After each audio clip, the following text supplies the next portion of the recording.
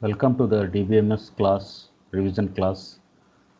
So in this revision class, we will primarily focus on the significance importance towards keys, the significance importance towards keys and integrity constraints in DBMS. So this was the key concept of why we are bringing this into the class. So let us look into the definition part first. So as far as key in DBMS is concerned, it is going to be an attribute or set of attributes. It is going to be an attribute or set of attributes. If student number, then it is attribute. Student number and student mobile. So now this is called as a set of attributes. So DBMS is an attribute or set of attributes which is going to help to identify a row or a tuple in a relation. So that was the key item why we are going to take up the different keys in DBMS.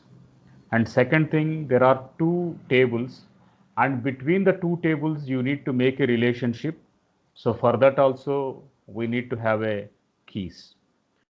And third thing was keys, they are going to uniquely identify the row in a table, and it is by combining it into one or two columns. So one, it is going to bring up linking of the two tables. Two, it is going to take up linking of the columns.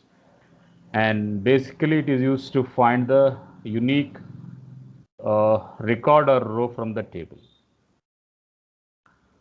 Next one was it is going to allow, or it is going to establish a relationship between identity of the relations between tables. Of course, we are repeating the same point here again. And finally, it is going to help to give integrity. So we have various type of integrity concepts which need to be taken up. So that is towards data integrity, to see how data is able to be secure than improper redundancy and misleading values. So data was integrity there, and relationship has to be taken up at this point of time. When we are going to call it as keys, the first and foremost will be the super key. From super key, we will have the candidate key. That is the minimum set of super keys. From candidate key, we will be having the primary key. And there are some supporting keys which we are going to call it as a composite key. And of course, there are some another word called as a secondary key. So in general, we will work with keys which will be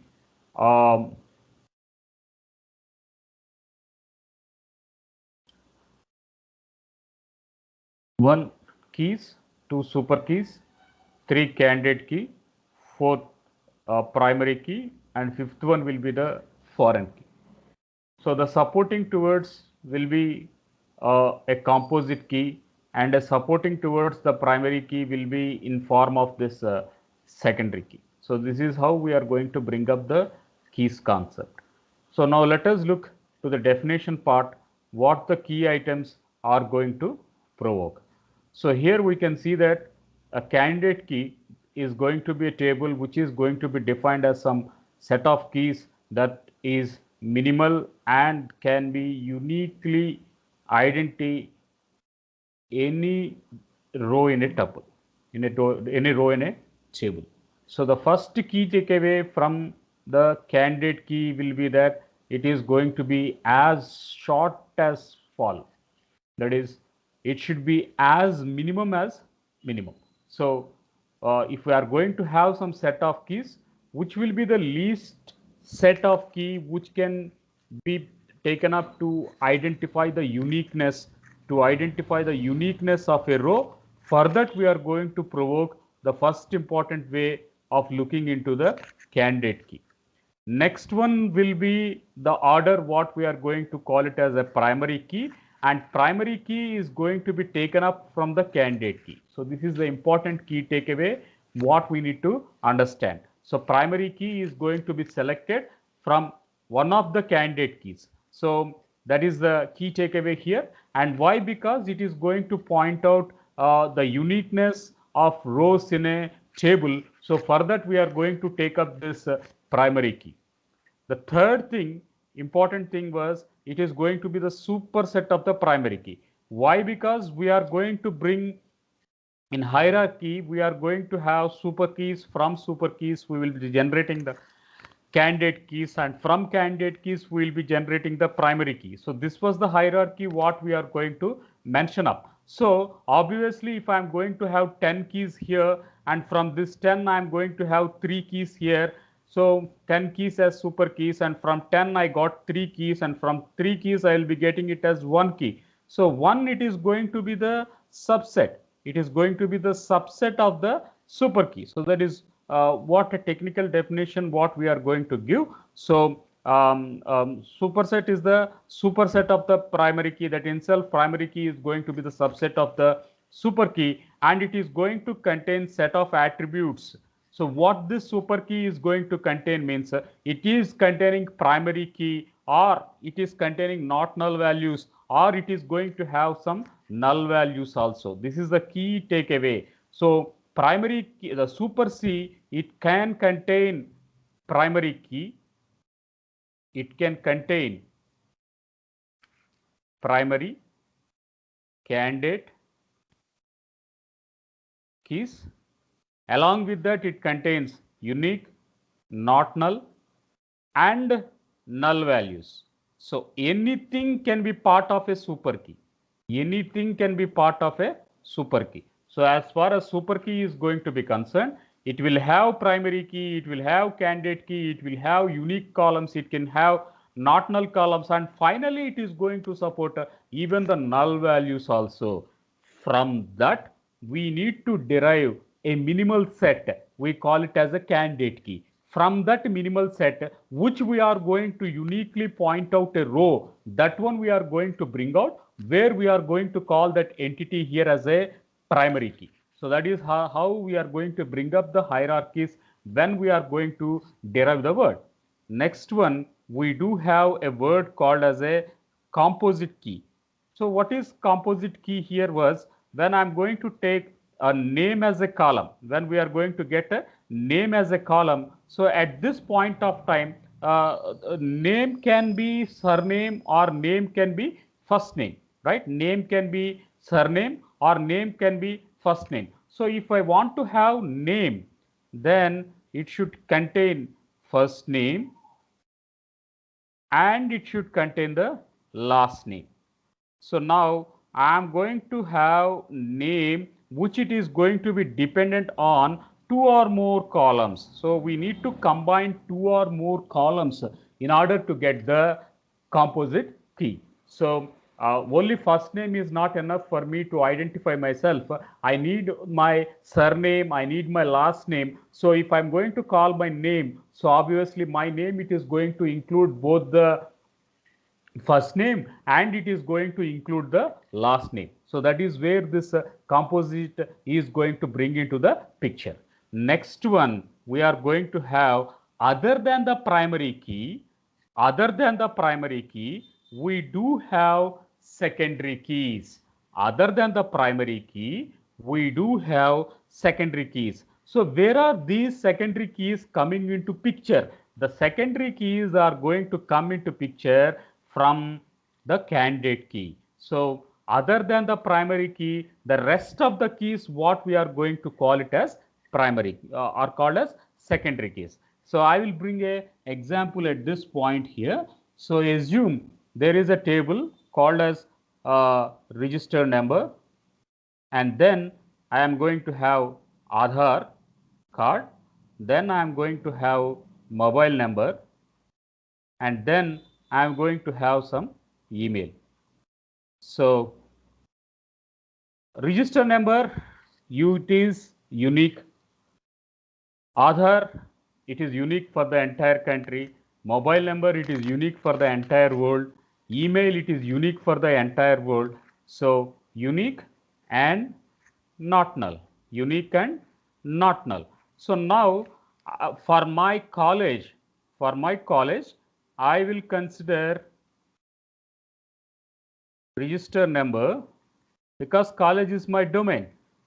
Register number is primary key. I will consider register number is my primary key. So Aadhaar followed by mobile, followed by email. These all items, they are going to be part of secondary keys. They are going to be part of the secondary keys. So if I am going to drop the register number, then I can go with an email, or I can go with a mobile number, or I can go with the Aadhaar card. So there are keys which are going to be the substitutes for the main key, where we are going to call that as a secondary key item. Fine. After secondary keys, we have one important way of representing the keys. That is what we are going to call it as foreign keys. So foreign key, it is going to be an attribute where it is going to have a linking of two primary keys, and thereby we can make a reference. We are going to make a reference, and we are going to relate two or more tables, and thereby we are going to build a relation, so such is a word we call here as a foreign key. So when we are going to call it as a foreign key, the first constraint was when I'm taking the thing to a foreign key, whatever column I take, that column should be a primary key in that table. That is the first condition. What was the second condition was, those such type of foreign keys are going to be referred, are going to be linked, or going to be joined, so that I can build an appropriate relation, where such relation we are going to call here as a foreign key relation. So let us take some small examples to understand what we are doing, to understand what we are looking at. So here I am going to call as table. Here I am going to call it as a table name. The name of a table was, we call it as a subject. The name of a table, we are going to call it as a subject. So in subject, I am going to have attribute 1, attribute 2, and I am going to have attribute 3. That is student subject number, subject name, and who is going to teach that subject. One, it is Korth, another is Mr. C, another is Mr. E, and we get the subject names as algorithms, etc., and serial number were 10, 20, 30. So obviously there is no duplicates at this point, but you can see that 20 and 30 are two different items, but still we have the common algorithm part which is going to take up. So a subject number 20 was there, it is called as an algorithm, and it is taught by instructor. There is another subject called here as an algorithms, but it is taught by Coreman. See, for example, I can say in this B section, I am going to teach you the DBMS. So and another instructor, he is going to teach for another section. So the subject name is going to remain common, but only the instructor name is going to change up. So that is the focus what we need to understand at this point of time. So now you can see here there is a relation to build up the super keys. Here I am going to have subject number and name, subject number and instructor, and I am going to have a complete set, that is subject, number, name and instructor, and another combination was I am going to have subject, name and instructor. So if I am going to put this as 1, 2 and 3, then what combinations I can get? I can get it as 1, 2, I can get it as 1, 2, 3, I can get it as 2, 3, nor I can get it as 1 3. So these are some of the probabilistic combinations what we are going to look into it. So it can be 1, so 2 followed by 3. So these are some of the appropriate ways of different sets. So all these sets we are going to call it as, all these attributes we are going to call to build up a relation we call here as a super key, which is derived from the as a superset of these tables. Now from this I need to find minimum. I need to find the minimal and that can uniquely identify data in a row. So what it is going to bring up? It can bring up the subject with subject number, or it can uniquely identify the ways, that is, it is one with subject number, another it is going to have subject name and instructor. So if subject name and instructor are going to be merged, if subject name and instructor are going to be merged, then it is going to be one form of retrieval. Otherwise, I can only talk about the subject number. So one way of approach, it is going to be subject number. Another way of approach, it is going to be called it as the link or the relationship between subject name and instructor. So these are the two combinations which can be looked as minimal. So this is important word here. So as minimal keys we need to find from the set of keys which are going to be minimal, that we need to have. I have 1 2 1 2 3 2 3 1 3 1 2 3. So I am going to have lot of combinations. Putting lot of combinations, we are going to call it as super keys. From this super key I need to derive a minimal key. So obviously I have chosen either a subject number or it can be a combination of subject name and an instructor. So from this finally we are going to pick up the subject number which is relevant to the specific domain, which is relevant to the specific domain. For example, you can see your syllabus book in your R18 regulation syllabus book. Every subject is going to have a unique code. So note, maybe you have learnt around 50 to 60 subjects into your entire BTech, but no two subjects will have the same code, right? You don't have any subject with a common code. If I'm going to give this subject as 1018 and in the entire 60 subjects you study in your curriculum, no other subject will have the same code as 1018. So since we are going to say this 1018 is not is not going to be a duplicate value, it will occurrence at only one position, that is first key takeaway, second key takeaway, it is going to be not null value and it is uniquely identify the row. Therefore, this item subject name is going to be treated here as a primary key, is going to be treated here as a primary key. So holistically up to now what we have looked was, we have looked up with the super keys, we taken up primary key, candidate key, and the secondary keys we call it as an alternate keys, and I am going to make up a relationship between two or more tables. At that point of time we are going to have this foreign keys. Fine. Now let us look independently to what exactly were this primary key, to look what exactly is a secondary key, etc. Right.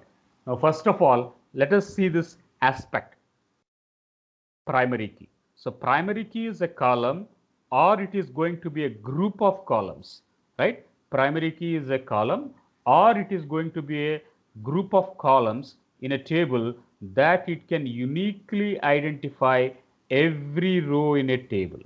But in general, people will look up at a column.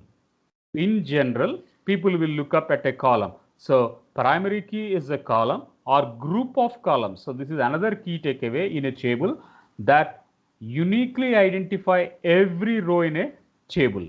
And foremost important thing, that it can't be duplicate. And foremost interesting thing was, it can't be duplicate. So the occurrence should be only once. So when I'm going to talk about a primary key, its occurrence should happen only once. And another takeaway was table cannot have, this is a important takeaway here, a table cannot have more than one primary key. So you should have only a primary key when we are going to refer to a word called as a primary set.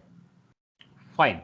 How can I judge? How can I make a primary key from my table? Yeah. So how is it possible? It is going to be possible with some certain rules. So what are these rules? One, we can say that two rows can't have the same primary key value. That was the first key takeaway. Two rows can't have the same primary key value. Second one was it must for every row to have a primary key value. So every row whatever we are going to talk, so that it is going to have a one key value. Third thing was it cannot be null. So it should be unique and it should be not null, and it should point to entire row. So this was the key takeaway what we need to understand. So the value of a primary key column can never be modified or updated. So this is why, because if it is going to be a reference key, then it is going to be called up in another column. If we are going to modify it, the referential constraints, etc., there will be a lot of bugs, there will be a lot of troubleshooting to happen for that database. So that is the reason why the value of a primary key can never be modified. Okay. Now, let us see how we are going to make up a primary key. Let us see how we are going to make up a primary key. So in this primary key, let us see that there is a student detail which it is going to call it as a database name, that is student detail, or we are going to say it in a table name which it is going to be user defined, which it is going to be called as user defined. There what we are going to do is it is not null, it is not null, and it is going to be unique. So and these two are going to be the uniquely identify the tuples in a relation. So that is the key takeaway. That is the key takeaway why we are going to define the roll number as not null, why we are going to define this as a primary key is that there is uniquely defined, and you can say there is no redundancy, no duplicates. So all these words are going to be buzzed when we are going to call it as a primary key. So name should not be empty, marks should not be empty.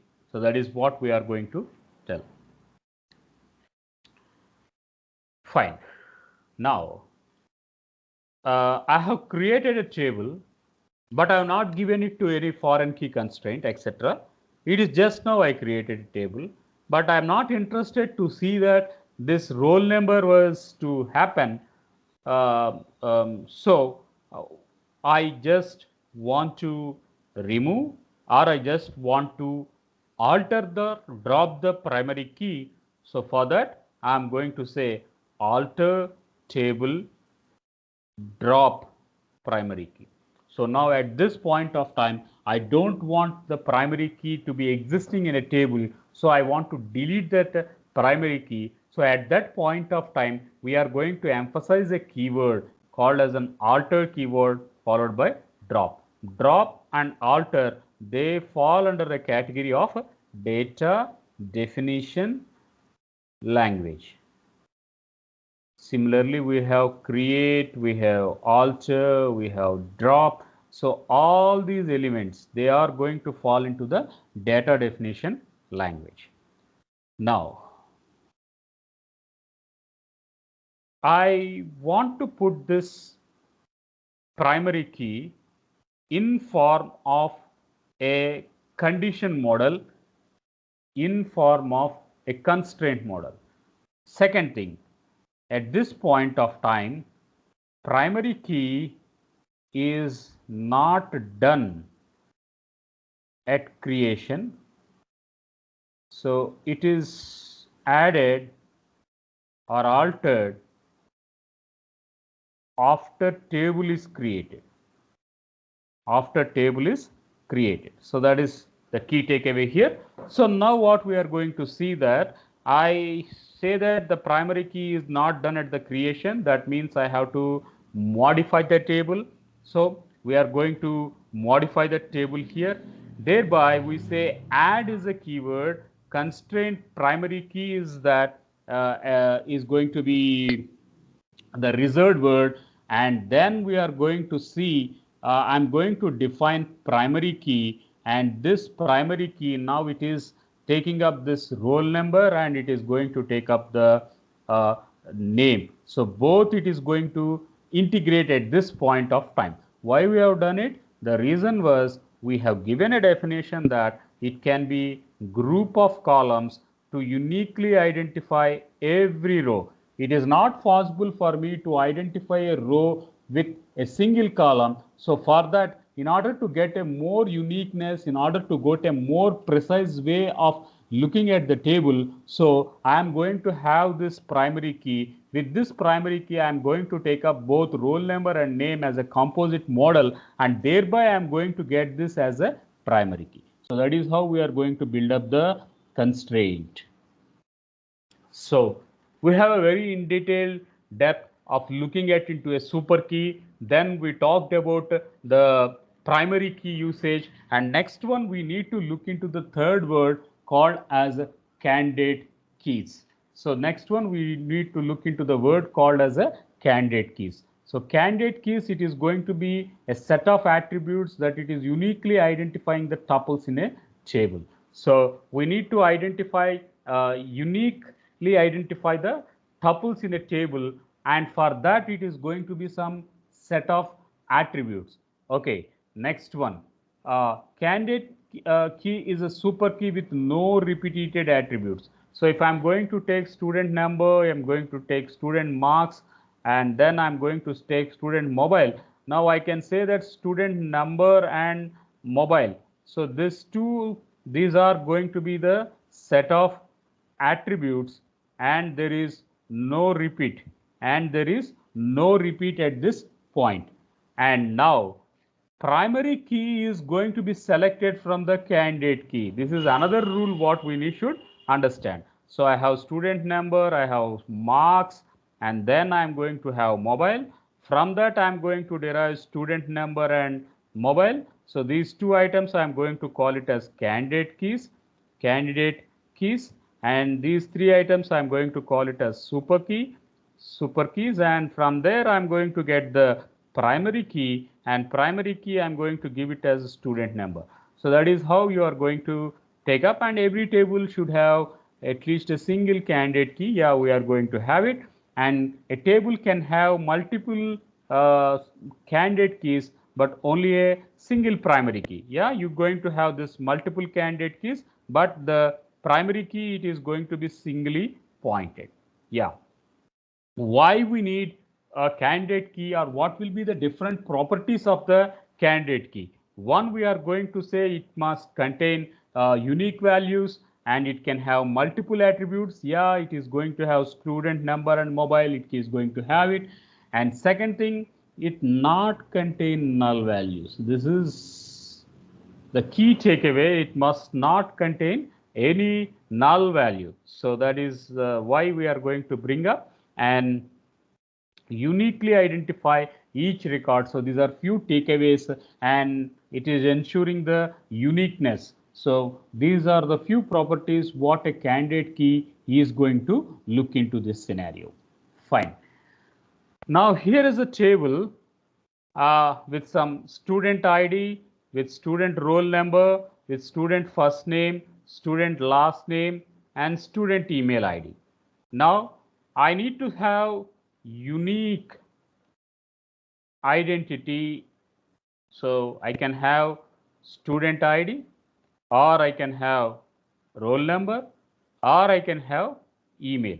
So these three items, now they are going to fall in the candidate key, because in the entire earth only one email will be there. For my domain, one roll number. For my domain, one student number. So these are going to be mostly the unique values, no repeated values, no duplicate values. So only the sequencing is going to happen. Therefore, I can choose these items. So that is where we call here as a candidate key.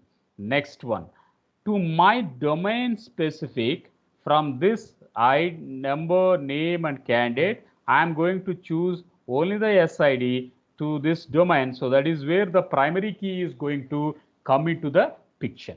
Okay. So primary is going to be student ID. Then I should have a backup.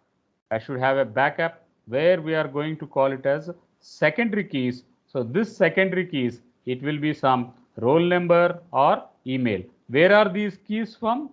These keys are from candidate keys. These keys are from the candidate keys. So that is what we should understand. So I have some set of keys. I will select the minimal. I will set the minimal keys which can uniquely identify a row. From that, I will be taking only one key. So this is the hierarchy what we are going to look into this aspect. Next comes the word called as foreign keys. Next comes the word which we are going to call it as a foreign keys. So foreign key is also called as a reference key. Foreign key is also called as a reference key. So why we are going to use this foreign key? It is going to create a relationship between two tables. In order to identify the relationship between two tables, that too using a column, we are going to use a column, and that column, it is going to create a relationship between two tables. It is used to join two tables. For that model, we are going to bring up this foreign keys. So second thing was why foreign key is going to be used, because it needs to have data integrity and it is going to allow us to navigate between different instances. So now let us look into this example here. I'm going to have department code followed by department name. Then I'm going to have teacher ID followed by teacher first name and teacher last name. Okay, so teacher ID 2, teacher ID 17, teacher ID 9, and department 1, 2, 3 is science, English and computer science. Now you can see that I am going to have a reference, or I am going to have a foreign key model. So what I'm going to look into this was, we have teacher ID, then we are going to have the department code, and thereby we are going to have the first name and last name. So department code, it can be primary key in this table. Teacher ID is going to be the primary key in this table. Now at this point of time, we are going to bring department ID as reference key. We are going to bring department ID as a reference key. We are going to bring up the department ID as a reference key, and thereby we are going to join teacher, department code, and then you can see this teacher ID followed by department code, and we are going to have these two items. Now, holistically, there is one more example what it is justifying that. So what was the role of a super key? It is going to see that it simply identifies the tuples from a database and it does has the candidate key as a superset for which the candidate key is going to be generated, and it is going to have a capability to identify or a unique way of representing the super keys here. I am going to have this employee number, that is SSN, employee ID, followed by employee name, and followed by this employee email. I do have 4 types of contents here. So this I am going to mingle it up. So employee SSN is key number 1. Then I'm going to have employee ID key number 2. Then I'm going to have employee email, which can uniquely identify a row. Then I'm going to go with a combination of 1 and 3. Then they can be linked up to bring the unique way of identifying a row, and followed by then 2 and 3 unique way of identifying a row, and then I can bring up the unique way of identifying the um, rows. So it is going to be 1, 2 and 4, and similarly unique way of identifying a row, it can be 1 followed by 3 and 4. So if I am going to look up this strategy 1 2 3 1 3 2 3 1 2 3 3 4, from all these I need to choose the minimum set. I need to choose the minimum set where I am going to get the candidate key. From the candidate key, we will be getting the foreign key, right? From the candidate key, we will be getting the foreign key. So I can see that employee SSN number, employee ID, employee email, these are going to be the recommendations which are going to be as minimal, or which are going to be the subset of super key, subset of the super key. So from these 3 items, now according to my domain, I'm going to have the candidate key. From this candidate key, according to my domain, and I'm going to fix up the primary key at this point of time. So we talked about this candidate keys, super keys, etc. So there is another example which it is going to justify the way of using the foreign key. So it is just as told earlier, it is going to link 2 tables, and next one was one table. It means that column of one table point to the primary key attribute of the other table. So that is what we call here as.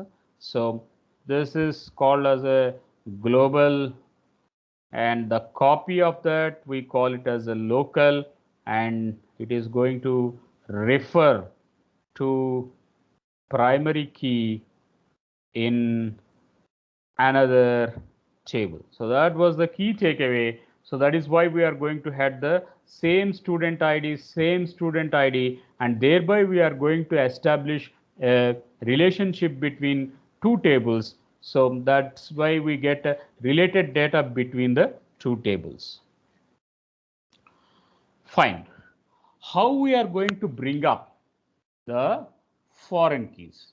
How we are going to bring up the foreign keys? So how we are going to syntax or whatever we call. So how we are going to create, and how we are going to create, how we are going to alter, or how we are going to drop. So these 3 items, they are going to be part of this data definition language of SQL part. So you can see here student ID, what we are going to take up in this example. Now student ID has to be having a local copy at this point of time. So that is why we are going to say student ID, it is going to act as a foreign key, and it is going to refer to the student ID which was declared in the student table. So that is the meaning what we conveyed here. So student ID, it is going to be part of a student table, and that it is going to be looking into the global, into the local variable which is inside the database called as a department, and both of them, they are going to be looking to one another. So that is what we created here. So looking to one another, here we are going to call that one item as a references. We are going to call these items as references items. So the first example what we are going to talk, this was confining to the foreign key. Next one, we are going to bring up or alter the table. So how we are going to take an alteration to a table? So the scenario was put it to this model here. We can add foreign keys. we can add a foreign key, and thereby we are going to refer that foreign key. So one, we are going to have a direct approach. Second one was an alternative approach. So this alternative approach, it is followed after table creation. It is followed after table creation. So that is where we mention this altering of a table. The third thing what we are going to provoke will be the dropping of a table, a foreign key table. So foreign key item. So for that we are going to use a word called as drop foreign key. So we mention this as a reserved word, and whatever name we have given to that key constraint, the name is going to be user defined name what we have given earlier. So that one we are going to drop. So that is how we work with the different ways of declaring the foreign key items. Next comes some important usage of how we are going to dig deep into the foreign keys. So one, we are going to call it as cascade. Two, we are going to call it as null, set null. Three, we are going to call it as set default. Fourth one, we are going to call it as restrict. And fifth one, we are going to say here as a no action. So when we talk about the cascade option, now if I delete one row in parent table, then it is going to affect the change in child table also. It is going to affect the change in the child table also. Then we are going to call it as cascade. If I remove some data in one table, the reference item which is taken up in another table, that is also going to be deleted. We call that item here as a cascade. So that was the key takeaway here. Suppose if the government was lost and there are some 2 or 3 ministers or 10 ministers in that government, if the government was to be rescheduled for the next election, then the posts where the ministry are going to enjoy, they're all going to be lost, and they have to reiterate for the next. It is not that after election also the previous people will be in the same ministry posts, right? So that is the example what we are going to call here as a cascade. So if there is a parent table, there is a base table, and then there is a reference key, and that reference key, it is going to point out to a child table. If any modifications are going to be taken up at the parent part, the same modifications, they are going to be reflected to the child part, where we call such entities here as a cascading entities. Now, the second way of looking it into the primary was to include it with null. So, okay, you just include null instead of deleting. Place null. Place null. So that is what we call here as a set null. Because when we are going to do a join operations like left outer join, right outer join, full outer join, we say there are null values towards the left side, there are null values towards the right side, there are null values towards left and right, both are put. So how we are going to get the definitions? Those definitions are brought when it is going to be narrated with a word called as a null option when we are working with a foreign keys. So that is why we get the null values when we work with the join operation. Next one, I delete some value. I don't want to put it null, so I will put it as default is equals to 10. I will put it the word here as a default. So I have value 10, I have value 20, I have value 30 and 40. If there is no value getting, I will say default value is 0. So I am going to work on a switch case 1, case 2, case 3, case 4. If none of the cases are done, then by default what we are going to give one case, right? In C++ or C or Java programming, then we are going to use a switch statement. So we say condition 1 is satisfied, 2 is satisfied, 3 is satisfied. If none of the conditions case 1, case 2, case 3 are satisfied, you go with the alternative, that is by default what it has to be done in the same model. Instead of using cascade, instead of using null, we are going to use a default value. So that is what we include. Next one, we are restricting the constraint. No deletion should happen. By default, we are say that I'm not encouraging the deletion to happen. I'm not encouraging the cascading operation. I'm not encouraging the null option or a default option or a restrict option. So there we are going to call it as a restrict. So finally, no action is going to be taken. So it will not affect the any cause over the table. So that is where this foreign key is going to have its existence. So